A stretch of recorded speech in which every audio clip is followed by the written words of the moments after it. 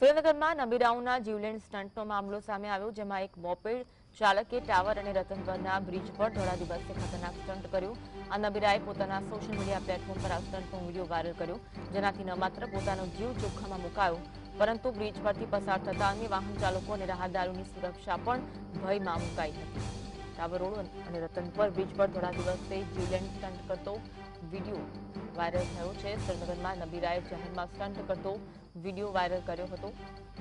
આમાં નવા video viral થતા રહેતા હોય છે। મોપેડ ચાલક જાહેરમાં જીવને જોખમમાં મૂકી સ્ટન્ટ કરતો જોવા મળ્યો હતો। પોતાના જીવને તો જોખમમાં મૂકતો હતો, પરંતુ આસપાસના લોકોના જીવને પણ જોખમમાં મૂકતો હતો।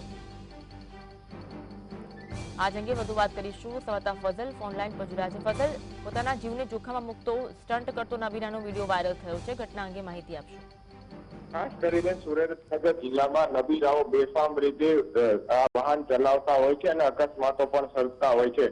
ત્યારે સુરેન્દ્રનગર શહેરના જે ટાવર અને રતનપર વચ્ચેનો જે બ્રિજ છે તેમાં મોપેડ ચાલકે ધોળા દિવસે જીવલેણ સ્ટન્ટ કર્યા છે। અને જ્યારે સુરેન્દ્રનગર જિલ્લામાં નબીરાઓ બેફામ બન્યા હોય તે વધુ એક કિસ્સો છે તે સુરેન્દ્રનગર શહેરી વિસ્તારમાં સામે આવ્યો છે। આમ પણ જયારે વાહન ચલાવતા હોય છે ત્યારે વાહન ચાલકોને જયારે ખાંસીનો ડર ન હોય તે પ્રકારે વાહન ચલાવતા હોય છે। ત્યારે સુરેન્દ્રનગર શહેરી વિસ્તારમાં ફરી એક વખત નબીરાએ ખાંસીનો ડર ન હોય તે પ્રકારે સ્ટન્ટ કરતો વિડીયો સોશિયલ મીડિયા પર વાયરલ કર્યો છે।